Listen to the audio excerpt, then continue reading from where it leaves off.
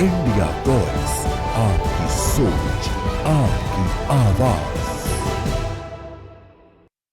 नमस्कार, खबर India voice में आप सभी का स्वागत है। मैं हूं आपके साथ प्रज्ञा मिश्रा। बुलेटिन की शुरुआत करेंगे बड़ी और अहम खबर के साथ। तो सबसे पहले बात कर लेते हैं दिल्ली एनसीआर में असलाहा तस्करी का भांडाफोड़ हुआ है। आपको बता दें, पाकिस्तान से हथियार आया है। इस मामले में 4 की अरेस्टिंग की गई है। पाकिस्तान ने ड्रोन के जरिए हथियार भेजा था। लॉरेंस हिमांशु गैंग को हथियार सप्लाई होना भी इसमें साबित हुआ है। आपको बता दें, पकड़े गए आरोपी पंजाब और यूपी के रहने वाले हैं। भारी मात्रा में आधुनिक हथियार बरामद किए गए हैं। रोहिणी इलाके से पुलिस ने ये हथियार बरामद किए हैं। पाकिस्तान से ड्रोन से पंजाब ये पूरे हथियार जो है वो मंगाए गए थे। तो ये बड़ी जानकारी, बड़ी अपडेट आपको हम बता दें। पाकिस्तान से हथियार मंगाए गए हैं। 4 की अरेस्टिंग हुई है। इस मामले में 4 आरोपियों को अरेस्ट किया गया है।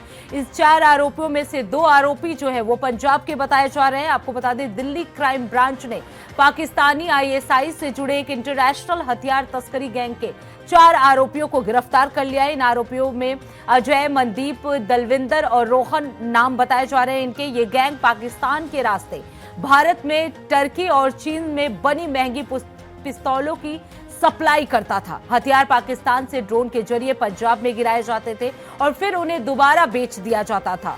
पुलिस ने 10 महंगी विदेशी पिस्तौलें और 92 जिंदा कारतूस जो है इस मामले में बरामद किए हैं। वहीं दिल्ली और आसपास के राज्यों में अपराधियों और गैंगस्टरों को हथियार सप्लाई करते थे। तो ये बड़ी जानकारी, बड़ी अपडेट आपको हम बता दें। पाकिस्तान से ड्रोन के जरिए ये हथियार मंगवाए जाते थे। दिल्ली एनसीआर में असलाहा तस्करी का ये बड़ा भांडाफोड़ हुआ है, जिसमें 4 आरोपियों को पुलिस ने गिरफ्तार कर लिया है। आपको बता दें, गिरफ्तार किए गए आरोपियों में से 2 आरोपी जो है वो पंजाब के बताए जा रहे हैं। तो इस मामले में 4 आरोपियों को गिरफ्तार किया गया है। पुलिस की तरफ से ये बड़ा भांडाफोड़ किया गया है। पाकिस्तान ने ड्रोन के जरिए ये हथियार मंगवाता था और आपको बता दें, लॉरेंस हिमांशु गैंग को भी ये हथियार सप्लाई किया जाता था। तो पाकिस्तान ने ड्रोन के जरिए हथियार भेजा था। अब रुक कर लेते हैं अगली खबर की। खबर सिद्धार्थ नगर से है, जहां नगर के बासी क्षेत्र में अवैध बालू और मिट्टी खनन माफियाओं का खेल लगातार बढ़ता जा रहा है। आपको बता दें, रात 12 बजे सुबह 8 बजे तक जेसीबी और मिट्टी लोडर के साथ दर्जनों ट्रैक्टर टाली नदी के किनारे बालू और मिट्टी का अवैध खनन कर रहे थे। सूत्रों की माने तो खनन विभाग, तहसील प्रशासन, पुलिस और कुछ जिम्मेदारों की मिली भगत से यह अवैध खेल संभव बना पाया है। माफियाओं की नेटवर्किंग इतनी मजबूत है, जिम्मेदार जो है वो मूक दर्शक बने हुए नजर आए और राजस्व को भारी नुकसान जो है इससे हो रहा है। खासकर बासी नगर पालिका बंधे से शमशान घाट जाने वाली सड़क को। आपको बता दें, अवैध खनन लगातार जारी है। स्थानीय लोगों ने प्रशासन से जल्द ही इसके खिलाफ कार्रवाई करने की मांग की है। तो अवैध बालू खनन माफियाओं के हौसले जो है वो बुलंद नजर आ रहे हैं। वहीं अगर जिम्मेदार की बात की जाए तो जिम्मेदार मूक दर्शक बने हुए हैं। सिद्धार्थनगर में अवैध बालू खनन का बोलबाला देखने को मिला। रात भर जेसीबी और ट्रैक्टर टाली से धड़ल्ले से खनन जो है वो किए गए। विभागों की मिली भगत के आरोप जो है वो तेज हो गए हैं। माफियाओं के हौसले बुलंद नजर आए। राजस्व को भारी नुकसान जो है इस अवैध खनन से हुआ है। आपको बता दें, स्थानीय लोगों ने प्रशासन से सख्त कार्रवाई की मांग की है। तो अवैध बालू खनन को लेकर माफियाओं के हौसले जो हैं वो बुलंद नजर आ रहे हैं। सिद्धार्थनगर में अवैध खनन किया जा रहा था। जेसीबी और ट्रैक्टर टाली से धड़ल्ले से ये खनन जो है वो किया जा रहा था। वहीं इस मामले को लेकर जिम्मेदार जो है वो मूक दर्शक बने हुए हैं। अवैध बालू खनन से जुड़ा यह पूरा मामला है।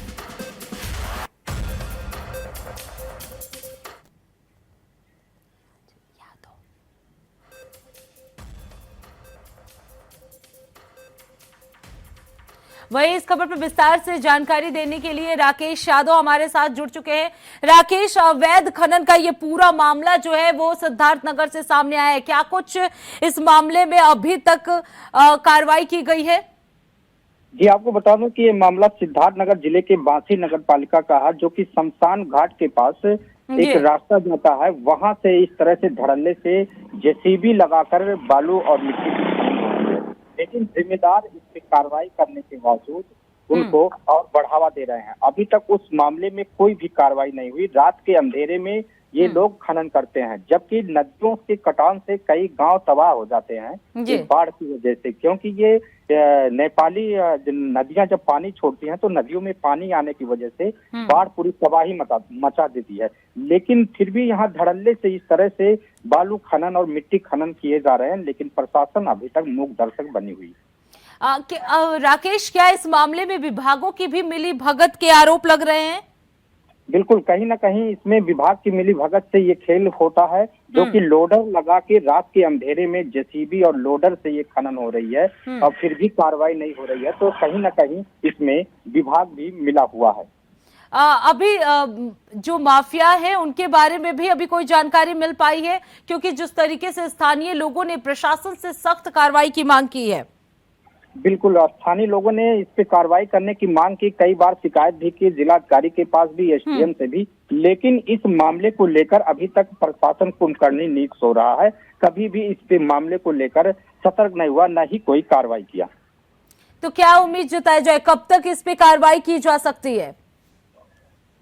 कहीं ना कहीं अब इस मामले पे कार्रवाई होनी चाहिए। जिस तरह से अवैध खनन हो रहा है, नदियों के कटान से जो है गांव तबाह हो जाते हैं, लोगों की फसलें बर्बाद हो जाती हैं, तो इससे प्रशासन को संज्ञान लेना चाहिए। संज्ञान लेके जो भी इसमें दोषी उनके खिलाफ कार्रवाई होनी चाहिए, लेकिन अभी तक कोई कार्रवाई नहीं हुई। प्रशासन की तरफ से क्या कुछ कहा गया है राकेश इस मामले में? क्योंकि जिस तरीके से लगातार लोग भी इसकी मांग कर रहे हैं, अवैध खनन जो है वो रोका जाना चाहिए, सख्त कार्रवाई जो है वो माफियाओं के खिलाफ की जानी चाहिए। प्रशासन अभी तक इस मामले में कोई कार्रवाई नहीं किया है और लोग प्रशासन से उम्मीद लगाए बैठे हैं कि इस मामले को रोका जाए, खनन बंद किया जाए, लेकिन प्रशासन की अभी तक कोई भी कार्रवाई नहीं हुई। जब भी रात के अंधेरे में राकेश, इस मामले में क्या आधिकारिक रूप से कोई शिकायत दर्ज कराई गई है किसी के द्वारा? फिलहाल इस मामले को लेकर गांव वालों ने शिकायत दर्ज कराई थी कि इस तरह से खनन हो रहा है, लेकिन प्रशासन अभी तक उस मामले को संज्ञान नहीं लिया। जी, यानी प्रशासन की ये पूरी लापरवाही जो है वो सामने आ रही है। अवैध खनन हो रहा है, शिकायत दर्ज करा दी गई है, लेकिन अभी तक प्रशासन की तरफ से इसको लेकर कोई कार्रवाई नहीं हुई है। अब देखना होगा कि कब प्रशासन जागता है और इस पर कार्रवाई करता है। बहुत बहुत धन्यवाद राकेश यादव इस खबर पर विस्तार से जानकारी देने के लिए।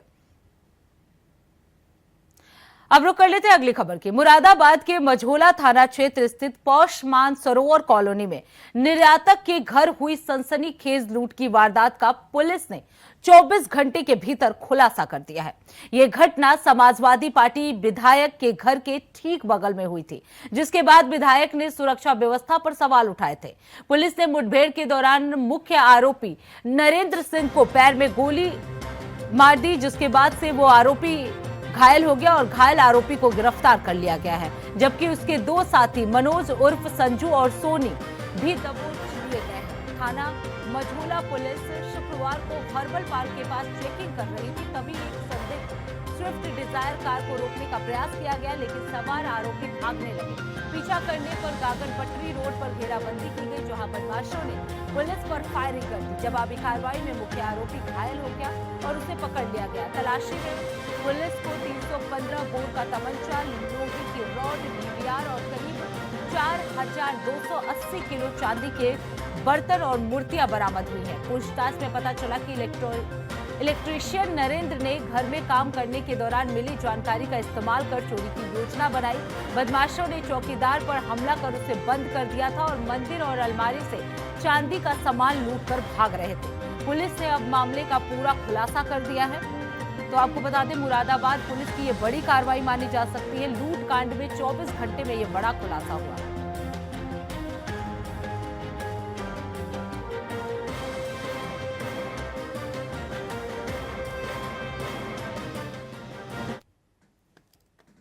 देखिए 19/20 को ये घटना घटी थी थाना क्षेत्र मझोला के मानसरोवर कॉलोनी में। एक व्यवसायी के घर में कुछ बदमाश घुसे थे और उसके बाद उन लोगों ने वहां पर एक सुरक्षा गार्ड था, उसके साथ मारपीट भी करी थी। उसकी उंगली में इंजरी आई थी।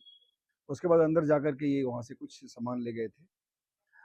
हम लोग, हमारी सूचना मिलने के साथ हमारी सारी एक्सपर्ट टीम्स वहां गई और हम लोगों ने लगातार वहां पे काम करना शुरू किया। सीओ सिविल लाइंस एसएचओ मसोला की टीम ने लगातार प्रयास किया और उसके बाद इसमें आसपास के फुटेज वगैरह से काफ़ी सहायता मिली और इसमें 3 क्रिमिनल्स आइडेंटिफाई हुए। उसमें एक क्रिमिनल इलेक्ट्रिशियन था जो उस एरिया में काम करता था और काफ़ी नोन था, इसलिए बहुत ईजिली वो आइडेंटिफाई हो गया। उसके साथी की भी पहचान हो गई और हम लोगों ने इन तीनों को अरेस्ट करने के लिए लगातार प्रयास करना शुरू किया। आज सूचना मिली थी कि ये जो नरेंद्र है, इसके पास स्विफ्ट गाड़ी है, उसमें सामान रख करके कहीं इसको ठिकाने लगाने ले जा रहा है और साथ में साथी भी है इसके। घेराबंदी की गई और ये भागते हुए उधर हर्बल पार्क की तरफ चले गए। जो गागन नदी का पटरी है उसकी तरफ भागे, वहाँ घेराबंदी हुई इनकी। घेरा देख करके टीम पे अटैक किया। जवाबी कार्रवाई में ये नरेंद्र घायल हो गया। नरेंद्र को तत्काल हम लोगों ने वहाँ पे हॉस्पिटल भेजा है और बाकी जो 2 हैं उनको हमारी टीम ने दौड़ा के पकड़ लिया, जिसमें एक का नाम सोनू है, दूसरे का नाम मनोज है।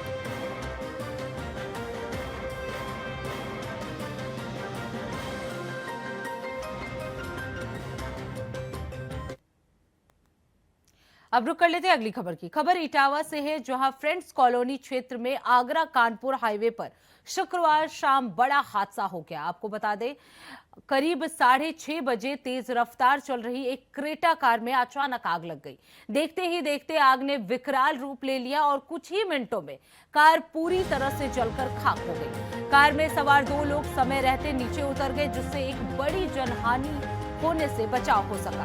आग की लपटें इतनी तेज थी कि हाईवे पर अफरा तफरी मच गई और कुछ देर के लिए यातायात भी बाधित हो गया। सूचना मिलते ही दमकल विभाग की टीम मौके पर पहुंची और कड़ी मशक्कत के बाद आग पर काबू पाया गया, लेकिन तब तक वाहन पूरी तरह से जल चुका था। शुरुआती जांच में आग का कारण शॉर्ट सर्किट या गैस रिसाव माना जा रहा था। पुलिस और दमकल विभाग मामले की विस्तृत जांच कर रहे हैं। तो आपको बता दें, हाईवे पर चलती क्रेटा में ये भीषण आग लग गई।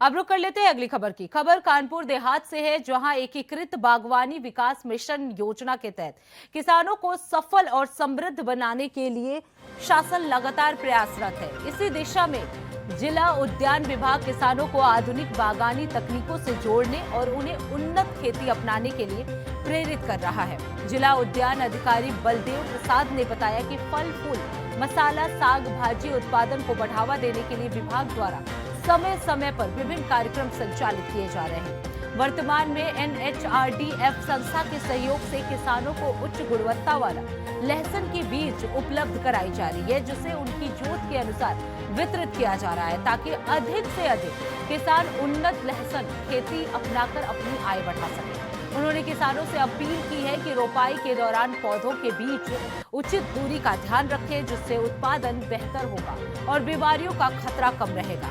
आने वाले दिनों में प्याज और अन्य सब्जियों के बीज भी उपलब्ध कराए जाएंगे। विभाग का लक्ष्य है कि किसानों को समृद्ध बनाया जाए।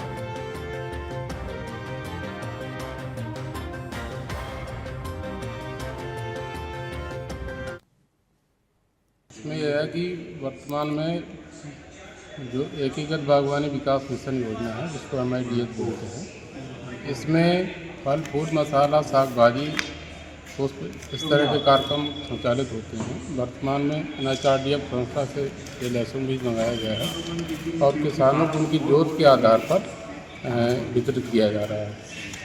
अच्छा, किसानों को और क्या मैसेज देना चाहेंगे, क्या अपील करेंगे कि जिससे उनकी पैदावार में कुछ बढ़ोतरी होती रहे? किसानों से ये अपील है कि जैसे लहसुन लगा रहे हैं तो जो दूरी है वो दूरी मेंटेन करें और साथ में जो माइक्रो इरिगेशन की फैसिलिटी है विभाग से, क्योंकि अब जो नए निर्देश है उसमें यह है कि जो फील्ड के जितने कार्यक्रम रहेंगे प्री हार्वेस्ट के, उन सभी कार्यक्रमों में माइक्रो इरिगेशन जो सिंचाई पद्धति है वो लगाई जाए ताकि पानी की बचत के साथ साथ जो गुणवत्ता है फसल की वो बढ़े और रेट किसान को ठीक ठाक मिले। अब रुक करते हैं अगली खबर की। यूपी से जुड़ी एक बड़ी खबर आपको बता दें, यूपी ईओडब्ल्यू की ये बड़ी कार्रवाई जो है वो देखने को मिली है। 2018 ग्राम विकास अधिकारी भर्ती परीक्षा में धांधली का ये पूरा मामला है। 6 और आरोपियों को इस मामले में गिरफ्तार कर लिया गया है। आपको बताते हैं अभी तक कुल आरोपियों की संख्या जो है वो 21 बताई जा रही है। ऑपरेशन शिकंजा के तहत ये गिरफ्तारी की गई है। आरोपियों में लखनऊ, बाराबंकी, वाराणसी, जालौन और बरेली के लोग जो है वो बताए जा रहे हैं। तो ईओडब्ल्यू की ये बड़ी कार्रवाई जो है वो देखने को मिली है। आपको बता दें इस मामले में 6 और आरोपियों को गिरफ्तार किया गया है। कुल मिलाकर 21 आरोपियों को इस मामले में गिरफ्तार कर लिया गया है। सभी जालौन, बरेली के बताए जा रहे हैं। उत्तर प्रदेश में आपको बता दें आर्थिक अपराध अनुसंधान संगठन यानी ईओडब्ल्यू ने साल 2018 में आयोजित ग्राम विकास अधिकारी भर्ती परीक्षा में बड़े पैमाने पर हुए धांधली के मामले में ये बड़ी कार्रवाई की है। आपको बता दें ईओडब्ल्यू ने 6 और आरोपियों को इस मामले में गिरफ्तार कर लिया है। ईओडब्ल्यू की ओर से की गई ये कार्रवाई विशेष अभियान ऑपरेशन शिकंजा के तहत की गई है। वहीं इस मामले में 15 आरोपियों को पहले ही गिरफ्तार किया जा चुका है और अब तक कुल आरोपियों की संख्या जो है वो 21 बताई जा रही है। 21 आरोपी जेल भेजे जा चुके हैं। आरोपियों की पहचान लखनऊ निवासी कुलदीप कुमार, बाराबंकी निवासी सूर्य प्रकाश सिंह और वाराणसी निवासी रिंकू यादव और लखनऊ निवासी अजय कुमार यादव के साथ ही जालौन निवासी सर्वेश कुमार और बरेली निवासी निदेश गंगवार के रूप में हुई है। तो ये बड़ी जानकारी, बड़ी अपडेट आपको हम दे दें। ईओडब्ल्यू ने ये बड़ी कार्रवाई की है।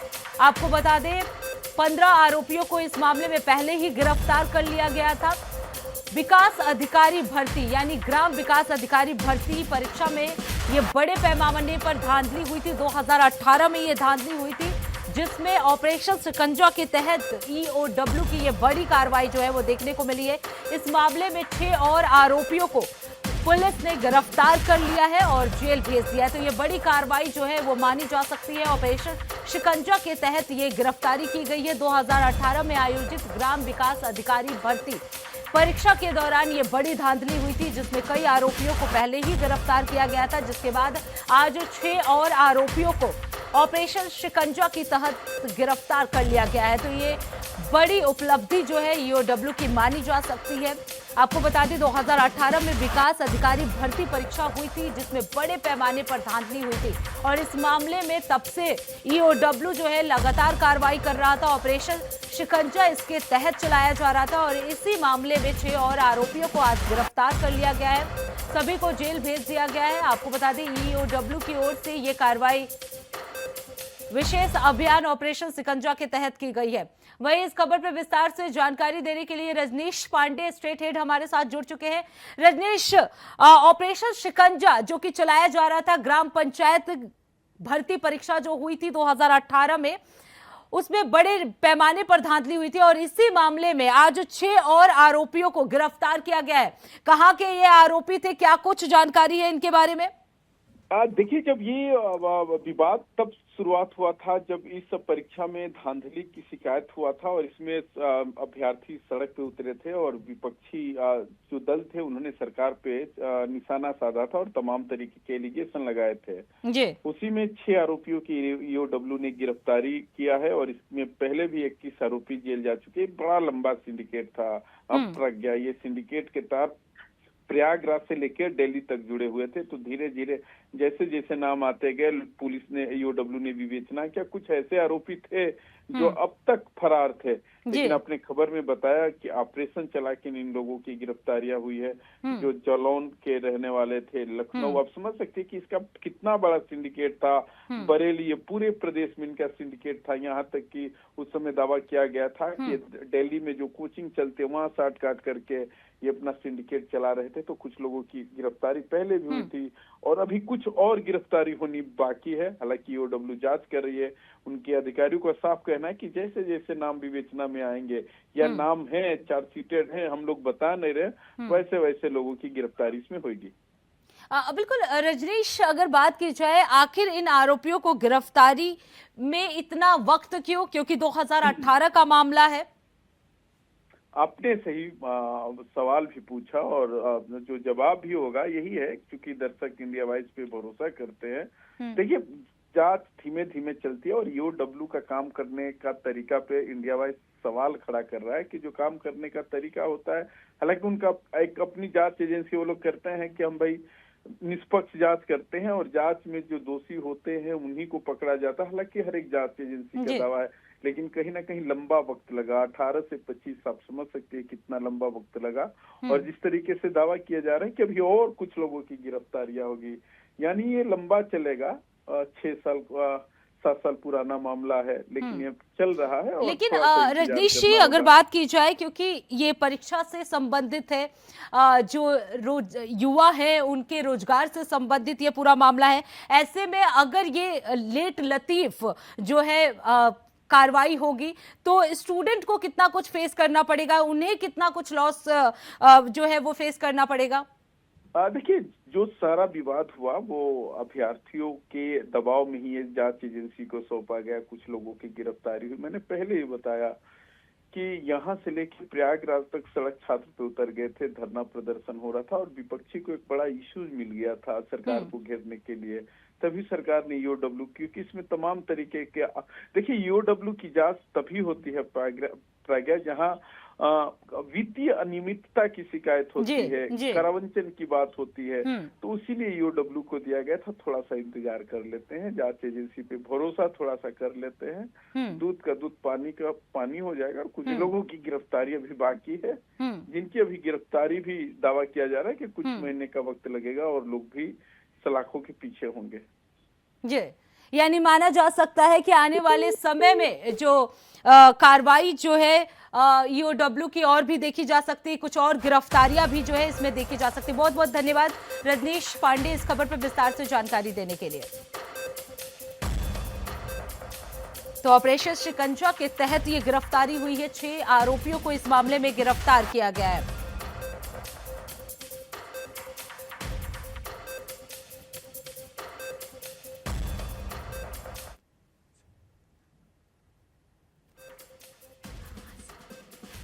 तो आपको बता दें, 2018 में ग्राम पंचायत का ये परीक्षा भर्ती हुई थी, जिसमें बड़े लेवल पर धांधली हुई थी।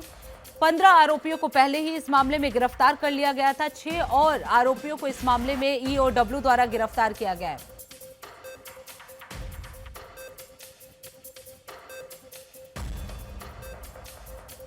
तो यूपी में ईओडब्ल्यू की ये बड़ी कार्रवाई जो है वो देखने को मिली है। आपको बता दें, 2018 ग्राम विकास अधिकारी भर्ती परीक्षा में धांधली का ये पूरा मामला था, जिसमें ईओडब्ल्यू ने 6 आरोपियों को गिरफ्तार किया है।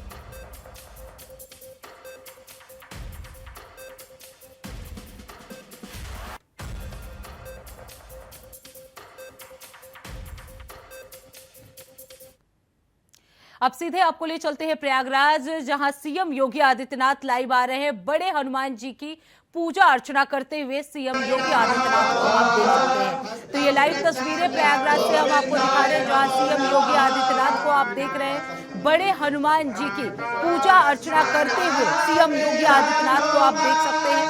तो प्रयागराज पहुंचे हुए हैं सीएम योगी आदित्यनाथ, तो जहां वो बड़े हनुमान जी मंदिर में पहुंचे हुए हैं पूजा अर्चना करते हुए सीएम योगी आदित्यनाथ को आप देख सकते हैं। उनके साथ कई मंत्री भी जो है वो मौजूद है। तो प्रयागराज से ये लाइव तस्वीरें आपको हम दिखा रहे हैं। बड़े हनुमान जी का ये मंदिर है और जहां सीएम योगी आदित्यनाथ जो है वो पूजा अर्चना करते हुए नजर आ रहे हैं। तो प्रयागराज से ये लाइव तस्वीरें आपको हम दिखा रहे हैं, जहां सीएम योगी आदित्यनाथ जो है वो पहुंचे हुए हैं बड़े मंदिर, बड़े हनुमान जी के मंदिर में पूजा अर्चना करते हुए सीएम योगी आदित्यनाथ को आप देख रहे हैं।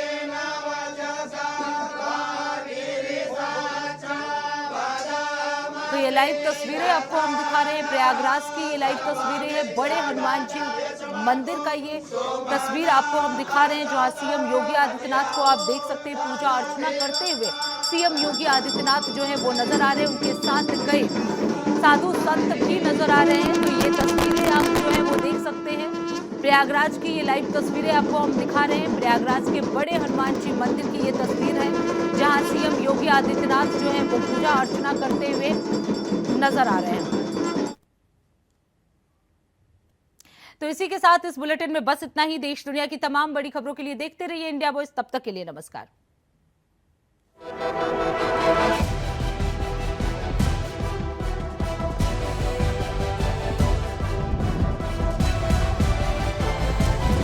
इंडिया वॉइस, आपकी सोच, आपकी आवाज।